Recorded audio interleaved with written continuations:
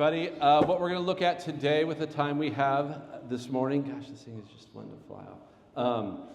We're going to look at, kind of review our conference from this past week, from Thursday, Friday, Saturday, kind of look at introduce who the people were, kind of their key points, maybe key quotes, some ideas. What I would like, first off, is let me see by show of hands who was here for the conference this past week.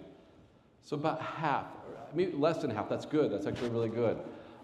Because then this will also be informative for our congregation on a couple different levels. One, I hope it whets your appetite to come next time, and that, we would love to see you there. The other thing is, for those of you who were there, I know some of the speakers might, as you have expressed, been a bit heady. Apparently you're laughing, so that I'm putting that lightly. Some of them might be a little bit heady. This will be a good time to ask questions about that.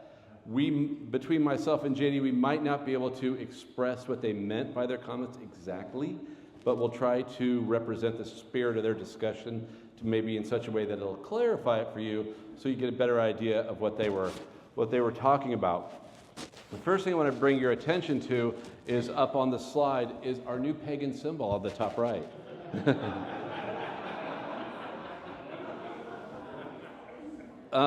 We ran out of ink. It's supposed to be gold. But no, I'm joking on that. Golly, this thing, I've never had this much problem with it. Maybe because I put it on the wrong ear, Kelly. Maybe that's it. I'm just going to put it here. Okay. All right. So the symbol, the symbol we've added to our kind of St. Luke's brand. I don't like using brand for church. I won't do that. Don't let that get out in the recording. Are kind of to represent us at St. Luke's. So there's actually something real to this. For the four Gospelers, Matthew, Mark, Luke, and John, each one of them has a symbol. And that symbol is most often associated with an animal. And this symbol, that is an animal, on all four of them have wings. That, for St. Luke, oftentimes is an ox or a cow. The reason is, in Genesis 4:4, we have one of the first sacrifices pleasing to God is an ox. The emphasis of Luke's gospel is often thought of as the gospel of the sacrifice of Christ. So the ox, you're picking an animal, so you go back, and there's millennia plus tradition of this. You go back to find an animal associated with sacrifice. To correspond to Luke's gospel, you go back to the very earliest animal sacrifice, Genesis 4:4, the ox. And so that's where that comes from. Typically you would think Luke was a doctor. You would have not that they had it then, a stethoscope with wings, but yeah, they didn't have that, or a bowl and pestle. Nope, they got an ox. Okay, so I want to be quite clear. At any point in time, if you have a question, concern, comment, need a clarification on something I'm saying about the speakers or something about the speaker said, please raise your hand and we will definitely open the dialogue. So our first speaker, I just say this, let me back up. Some folks said, how did you guys come up with the idea for this? Last year, after some issues happened with Mere Anglicanism, that brought two things to mind. It's not happening this year because there was some controversy at Mere Anglicanism, which is a conference that happens every winter in Charleston around February. It wasn't happening. It's not done, but they're taking a year pause. They also took a few years pause during COVID as well. But with that pause, we thought two things. One, we are not trying to replace it. That it was never the idea. Because of the controversy, we also said our goal is not to be Mere Anglicanism 2.0. That wasn't our goal. That's not our goal either. What our goal is to fulfill the vision that very much was behind Reverend Greg Cron's to have this space here for these conferences and retreats.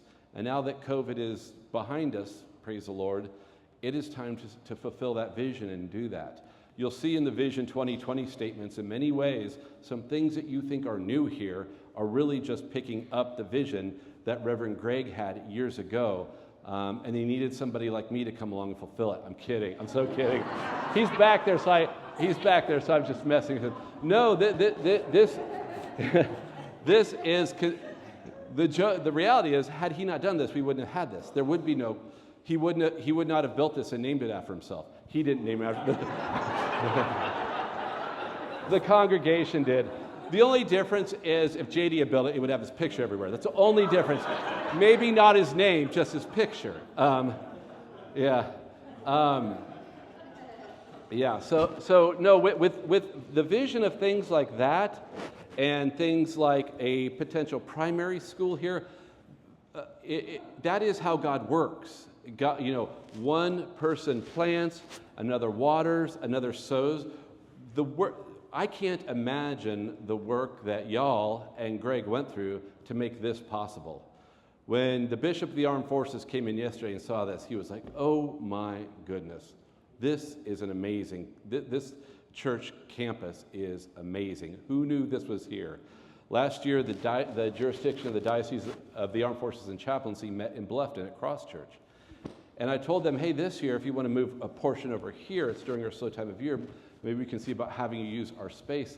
And the bishop said, and the funny thing is, last year when they came to Cross Church for their convention, they all stayed on the island.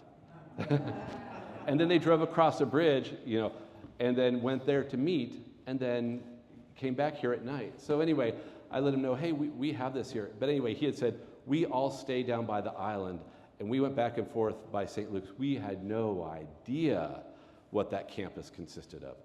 So he was quite impressed with the work that Greg, leading you all, had put together. So it's very, very impressive. And probably a lot like the conference we put on. I'm sure Greg would say that, yeah, he was leading it, but it was the minions under him making this happen. Okay, so that just gives you an idea how this leads up of why we even chose to do this. So I want to introduce the speakers and give you a consistent view of what they had to say, I hope. So our first speaker that we had, and actually before I introduce him, our original plan was to have the Reverend Dr. Hans Boersma, who's one of the most important living theologians. He's a dear friend of our family, and like 2 weeks, I think, 2 weeks before the event, he had a terrible family situation. A week before, a terrible family situation where he had withdrawal. It's a situation I won't go into detail, but I wouldn't wish it on anybody. Wouldn't wish it on my enemy. Things are better, things are calmed down, but it was a very, very difficult time for his family. So we got about a week left, and what do we do? He got in touch and said, well, maybe Jerry McDermott will do it.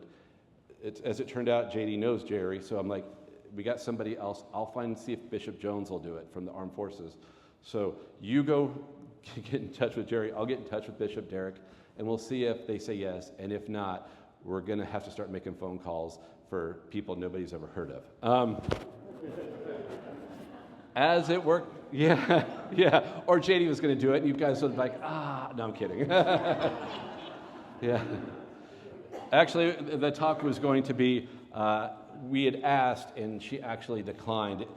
The title, I won't say who she was, but it was called Being Pregnant Around JD. So anyway, just to know what it's like. JD fortunately got the Reverend Dr. Gerald McDermott, who is a well-known academic, well-known within Anglican circles. He was formerly, like many here, part of the Episcopal Church. He served for 5 years as the Anglican Chair of Divinity at Samford's Beeson Divinity School. Before that, he taught at Roanoke College undergraduates for 26 years, the man has patience. He currently teaches, he says he's retired, but he also teaches now at Reformed Episcopal Seminary and Jerusalem Seminary, and I forgot to bring his book, darn it. He's authored numerous books. He teaches on history, doctrine, Anglican studies, and Jonathan Edwards. And he has a new book that came out last year called Deep Anglicanism. It's about 35-ish chapters. They're about 8 to 12 pages each chapter, and it's fantastic. It literally takes you in a whimsical way through doctrine and history together, so you know, for the most part, the foundation you need to know, everything you need to know about Anglicanism. And it's like I said, 10 to 12 pages. It could be a daily devotional. But that's Jerry McDermott. Now, his speech was titled, What Reason and Revelation Tell Us About Sexual Difference? And his point was, the point he was making, the innumerable differences between men and women. I know, go and figure, men and women are different. But we are in a different world now where that needs to be restated.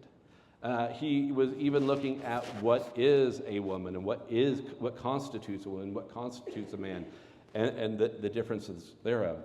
A key quote that, he's an incredibly brilliant man, a key quote for me that I got out of this, and again, raise your hand if you want to say something or you have something that really struck you. He made the point and said the difference between the sexes has more differentiation than between races. And what he was saying biologically, in DNA, within DNA, myself and a man who is from Africa, the darkest skinned man you could find, we have more in common DNA-wise than I do with every woman in this room. And that's something to think about if we say that we're not different. You know, that men and women are perfectly interchangeable. There's no difference. They just kind of look, they look different when it comes time to take a shower. That's just not the case. Some of the key takeaways were that sexual differences cause us to grow where otherwise we wouldn't. So, and this was made by multiple people, our identity oftentimes is found as we relate to others. So the fact that I live day to day with my wife and my daughter, that challenges me in ways that causes me to grow that otherwise by myself I wouldn't, or just with other dudes I wouldn't. And in fact, I think they grow a lot more because I'm a lot. So the Lord is asking more of them, in other words. That was one thing. So without that, we're worse off. Yes, Yanina? I had a chance to have a long chat with him. Yes. And he gave me this website, which I've read, and I found it quite good because I've always not understood this tension in the church. Oh, yes, yes. And he told me it was, he works very closely with this woman, Uh-huh. another, who's an authoress. Anyway, it's called the I know that North American Anglican. I know the article. So Yanina's referencing an article that Jerry gave to her to help clarify some things. What we'll do is, where should we post that? Can we post it under the show notes in this? Yeah. So what we'll do is, if you go back and you listen to this, we'll post it at the bottom as a link, so you can find it. It's a good article. Jerry's a very, very good writer, and I noticed from walking from that building over to here, we had 35 minutes before we would have our next session. He is such a contemplative man. I was almost late because we would walk a couple steps and slow down, walk a couple steps and slow down. And it took us a half an hour to get from the sanctuary to here, to the point where, like JD said about keeping everything on time, I'm starting to get stressed out. But I don't want to disrespect him. So he also says that tension within a marriage serves to make us better people. And I mean, I think about this in the military. I think about being in Afghanistan on a hilltop. We were dropped off. We were told I went with my guys, and we were told we were going to be there for about 3 days, and they realized where they had dropped us off just to do some oversight for 3 days was a very advantageous spot. So they say, go ahead, you're going to stay there. We're going to airdrop you supplies. You're going to build an outpost. So it's like, oh, now we're stuck here for a while. But as we're stuck, young men do what young men do. They're all working. Everyone thinks the next guy's working harder than the other guy. And one guy had helmets on, clocked another one in the head with a shovel. They were fine, but this is what young soldiers do. That's something in our marriage, that tension, I would never do. I would never say, honey, hold still. I'm going out back to get the shovel. Look the other way. I just wouldn't do that. But because we're so different, there's something that tells me innately in me that aggression within me has to be muted with this person. It's not right. It's not good.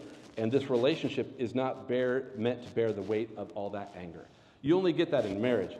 And lastly, he said marriage points us to future love and union with God. That's really the big argument we make with those who disagree with us on the orthodox, traditional, biblical view of marriage, is that our marriages at our best, not all of it, but at our best, are a good glimpse of what's to come in the kingdom of God between the church and Christ. So that was our first speaker on Friday night. After that, we went to the bank. We had a great time. I think we left around 8:30. I heard some stayed till 11. The good thing is we had morning prayer the next morning, and the confession was said, and the absolution was given. And as people noticed around me on some events this weekend, when it gets a certain hour, we do what my wife calls, I have the Irish exit. I don't say anything to anybody. I'm like, honey, we sneak out. And that's not about me. It's actually more about my wife. She's such a social creature. The minute she says, we're about to go, means there's 8 conversations about to take place. That's one of those tensions we're working out. The first speaker we had on Friday morning was Mr. Warren Cole Smith, who is just, his current ministry is fantastic. I'll go into a little bit. He's the president of ministrywatch.com, and I encourage you to look at ministrywatch.com. If you give money to any para-churches, of any notoriety, he gives them a grade, and that's what he does. And he is very fair, and he is an Anglican who gave our own ARDF a C-. And the reason was because we talked about it. He said, if you are and we want to keep giving to them, by the way, and I let them know this also, by the way, but if you are a denomination and you have your own relief and development fund, why do you need to spend 10% on promotion? You have a captive audience. They have to listen to you. You're part of the denomination. And so anyway, I shared that with them, and they said that it was definitely worth considering. So I just say it to say he's fair to everyone. He was the former vice president of advancement for the Colston Center for Christian Worldview, and he was vice president and associate publisher of World News Group and World Magazine that some of you might know. If you get frustrated with the news and you listen to podcasts, I recommend The World and Everything in It. It's a morning news show about 35 minutes long, and it's from a Christian perspective. It's from a Christian organization. Some of you might remember World Magazine. It's basically World Magazine done daily in a podcast.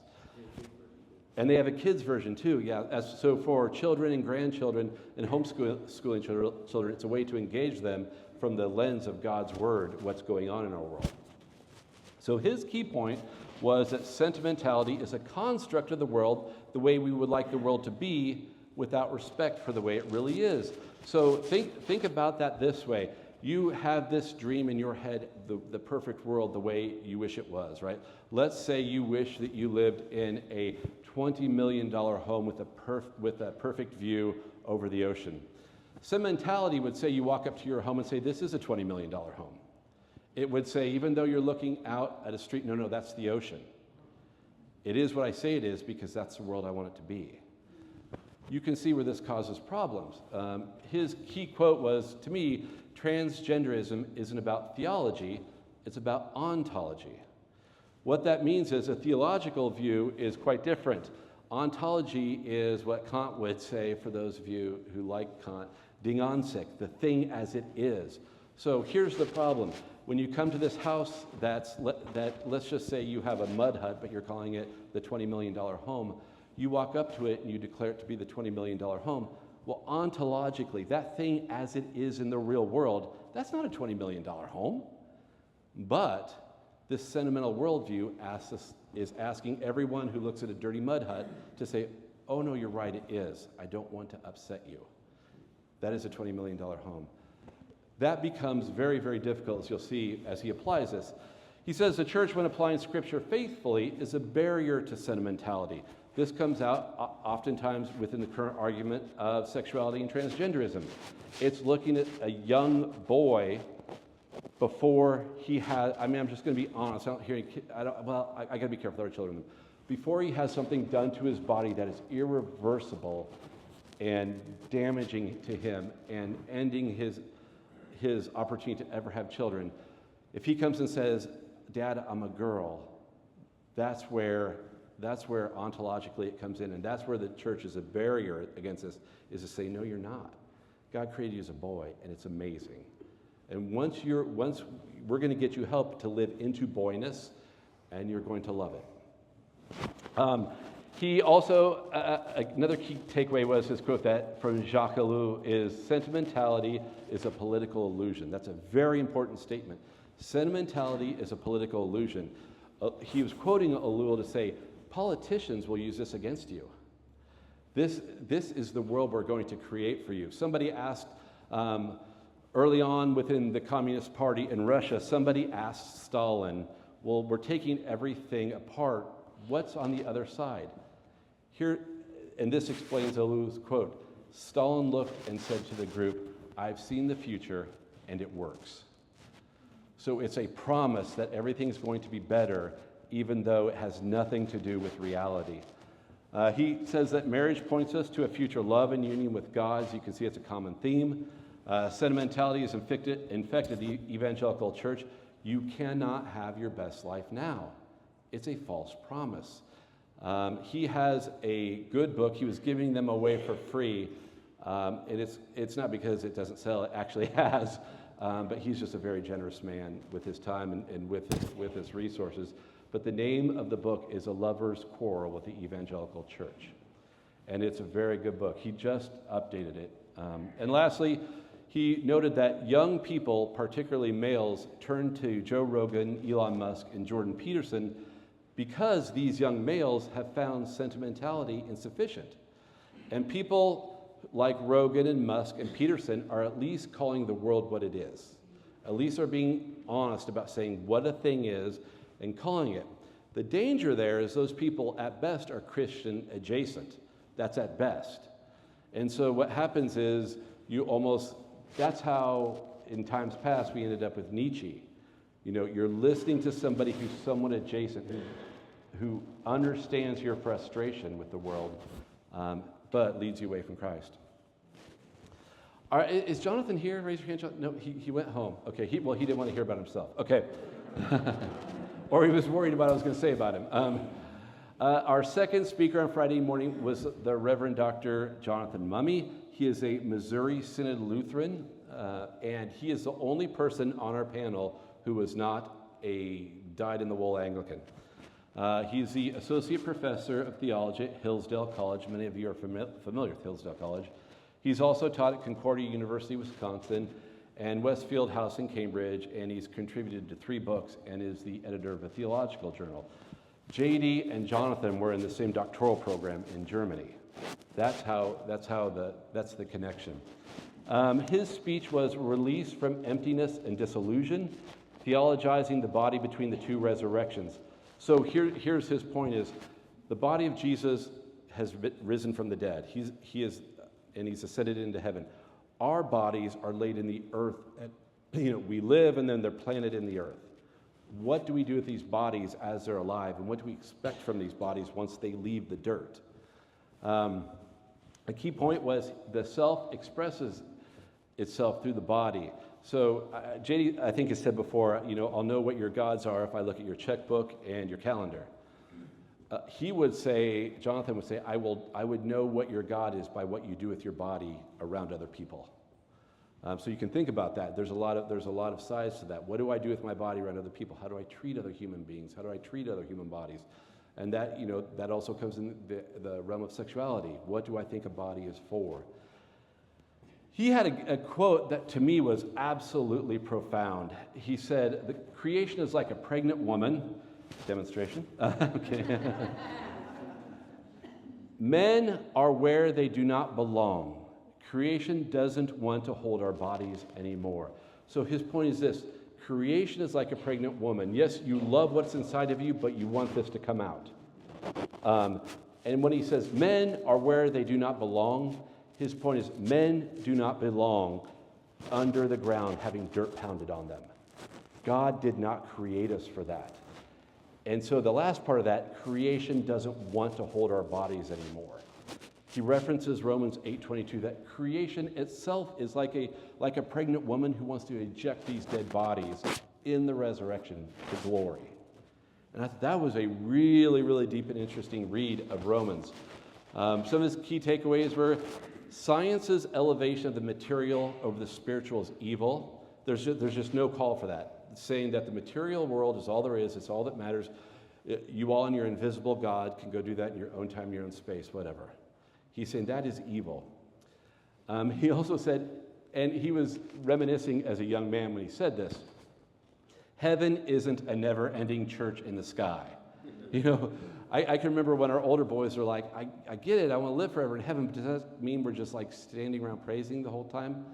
You know, heaven and earth are together, and it's wonderful. It's the way this all, as much as we love and we live in this wonderful, beautiful island, as wonderful as it is, as glorious as it is here, on our best day where it's 78 degrees and we feel a nice, calm island breeze, that's a foretaste through creation of heaven, but it's not even as close as good as it's going to be.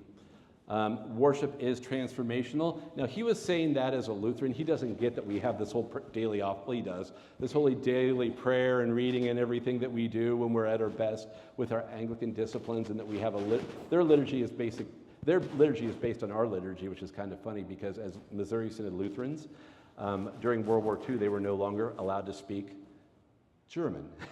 So what do we do for our liturgy? Well, they found this thing called the 1928 prayer book, and that's what they use. So even today, the conservative Lutheran liturgy is our liturgy. Each human is unique because of the Christian community. That's easy to figure out. Once we get together like this within the community, not only is every person unique in a human sense, but remember what the Apostle Paul about saying the different gifts we have and things of that nature. Uniqueness within the Christian community takes on a whole new meaning. So then we took a break in the middle of the day, and JD does this podcast thing. I'm kidding. We had the Augustine Appeal Luncheon as moderated by the Stand Firm podcasters and Father J. Thomas. He was the co-architect of the appeal. Leading up to last year's, the installment of our new Archbishop, Father J. Thomas out of Moultrie, Georgia, had gotten together with he's a Nashotah House grad, two other Nashotah House grads, and they did not issue an ultimatum to the Archbishop, but they were asking that the bishops take on the question of women's ordination. And the reason why is the way we're doing it now, we say we have dual integrities, which is a way of saying this is true and in complete opposition to this, and this is true in complete opposition to this. Well, that decision was made just to get us out of the Episcopal Church. It was the right decision to make. I don't doubt it for a minute. But the problem has become that we now have two communions within one, because this side over here doesn't want to do it this side over here, and this side over here doesn't want to do it this side over here in terms of women's ordination. And what his appeal was asking for at its best, figure it out and make us one. That is the ideal outcome. Figure it out and make us one.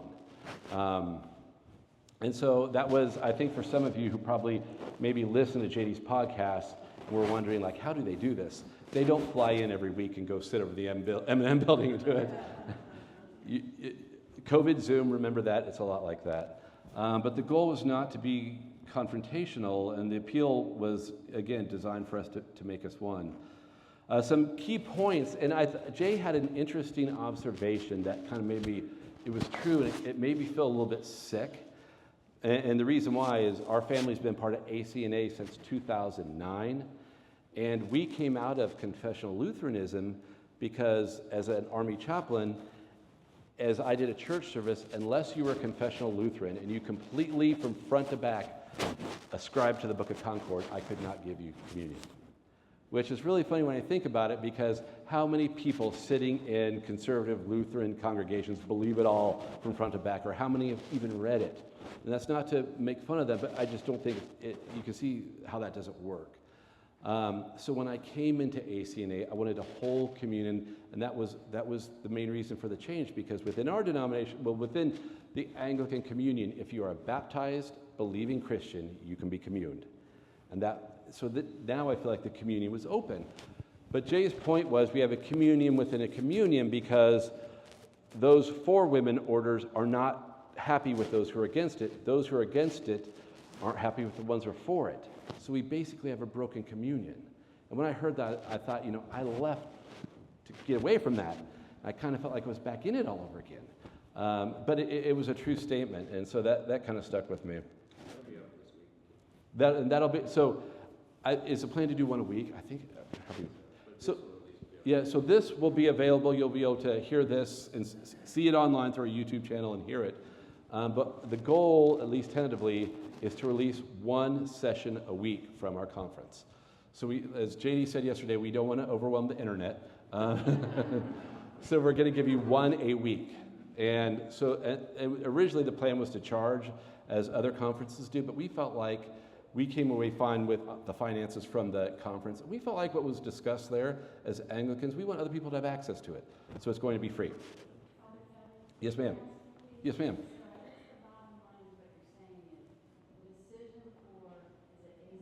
Yes. It hasn't. So right now, it depends on which diocese you're in. Yes. So here, well, see, that's a great question. What do we believe here? Well, that can be a divided question depending who you speak to here, because here's the further kind of fracture is within a diocese like ours, you may ordain women to the priesthood. However, among clergy, there's some who are for it, some are against it, but it doesn't really matter because we are in a diocese that does both. And I'm not going to, but if we were to poll here, we would be a mixed bag. And so that shows the further fracture. And so that was part of the Augustine appeal that they tried to make clear at its best was to let's get all under one agreement and finally do this. Let's hear both sides and let's do this. I hope that helps you. Gotta watch my time. The next speaker was the Reverend Dr. Greg Peters. He's a priest from the Reformed Episcopal Church. So when you hear Reformed Episcopal Church, they are ministry partners with ACNA. They are not the Episcopal Church that you left, so please don't get that confused. He serves as a rector in California. He also teaches at Neshoda House and at Biola, which is Los Angeles, so he's in the middle of it. He also teaches at Cambridge. Very, very bright man. His focus is asceticism. The topic of his speech was myself for ourselves, asceticism is sacrifice. His point was fasting and spiritual disciplines are done for the church and not for ourselves. And actually, I'd heard maybe nuances of that before, but I'd never heard it stated so directly. So it's kind of like this. Fasting isn't for what you get from it. When you fast and you practice the disciplines, it's for what you can give back to the community. So we go through these processes of fasting and prayer and discipline, not to make me a better spiritual person, because that's just kind of narcissistic. It's to make me better for you, to make me better, more useful for God. And that perspective might not sound provocative, but when you usually ask people, what are you giving up for Lent? Oh, I need to lose a few pounds, I'm giving up chocolate, I'm giving up sugar because, after Christmas, completely different from that. So when we fast, he was making the point that we give ourselves back to God in a sacrificial way. God, I'm giving this up for my life that I might be more useful, more attentive to you. Which makes his other point that self-denial makes one more useful to God. But the key quote I skipped, it was really funny. He was so we have what's called in Anglicanism the Book of Homilies, and this was early in the Reformation. There was a problem with preaching, and so if somebody wasn't a capable preacher, you had to go get the Book of Homilies off the shelf, and you read one. And one of the homilies is called An Homily Against Gluttony and Drunkenness. And in the homily against gluttony and drunkenness, he quoted it, it says, often comes sudden death by banqueting. So I hope we do nobody's funeral here and say, and when we lost him at that banquet, but it's a nice tee up. We at least know now he's in the heavenly banquet, So he just kept on banqueting all the way through. The next to last speaker was Mrs. Ann Kennedy, and she is the wife of Matt Kennedy, who was part of Stand Firm podcast with JD. She's a writer, Substacks, and a podcaster. And her speech was 7 ways to make life more congenial. Kind of the point was stop listening not just to social media, but what the world is around you. Don't listen to what's saying, and order your life locally with the people who are around you. And a key quote from her I thought was funny: "Where are we going and why are we in the handbasket?" Meaning everything's gone to hell in a handbasket. And so she had 7 points. I'll just give them to you without too much. One is ditch egalitarianism. Went back to our first speech. We're different people. Men and women are different. Live action role playing in vernacular gender, which is a funny way of saying, look at the world the way it naturally operates around you and accommodate your life to that. Not in secularism, but like look at the natural flow of everything that takes place around you. Get to know the people around you and let that become part of how you order your life. Get an education. She meant biblical malnourishment there, that there's just a famine of the Word of God in churches. Have a long and thoughtful conversation about status. And she brought up the point that the role of women across the board needs to be defined in the church for clarity. We are worse off as a body of Christ when we do not have a robust, if we do not have robust women's ministries. I'm not talking about programs. I am talking about female women in ministry, doing ministries, and what that means clarified and opportunities being put forward. We're worse off for that, was her point. Make the church genteel again. A little bit of that was let's keep the political angst out of it. Use unrighteous mammon to make friends along the way. Jesus kind of talked about that. And in a world of Athaliah, be a Sarah. Athaliah was the daughter of Ahab and Jezebel, and when her family starts dying off, she wants to be in charge, so she kills everybody. And she was just saying, that, don't be that she was saying, from a woman's perspective, don't be that woman. Our last one was, I am still licensed in the diocese, the jurisdiction of the Armed Forces and Chaplaincy. I still keep a license there, as does Father Jacob, because he came up through the jurisdiction. Their bishop, the Right Reverend Derek Jones, and he was talking about legislating morality in the midst of culture wars.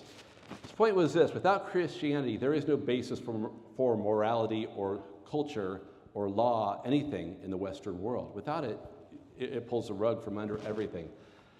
His key quote was, 85% of statistics are made up in the pulpit. He was pointing out that the U.S. is a constitutional democracy, not a mob rule. And unfortunately, most people don't know that. Mike? Yeah, a constitutional republic, but under the rule of a constitution. We're not a pure democracy. But oftentimes people argue that that's what we are. He pointed out that Anglicanism's influence on the formation of American jurisprudence. Many of the way we have our law set up is based on the common law of England, which was the law of the church. He pointed out how previous administrations then used law. They'll think of how law from a church body, our Anglican common law, was used to bring the laws of our country. Then administrations took that and used the law to reconfigure our culture against the church. He gave two examples: was don't ask, don't tell. Because don't ask, don't tell went from don't ask, don't tell to it doesn't matter, you're fine.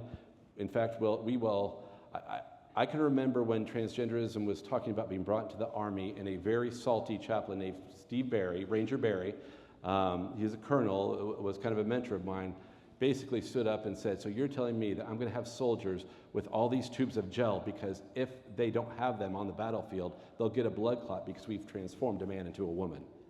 This is what you're expecting of us.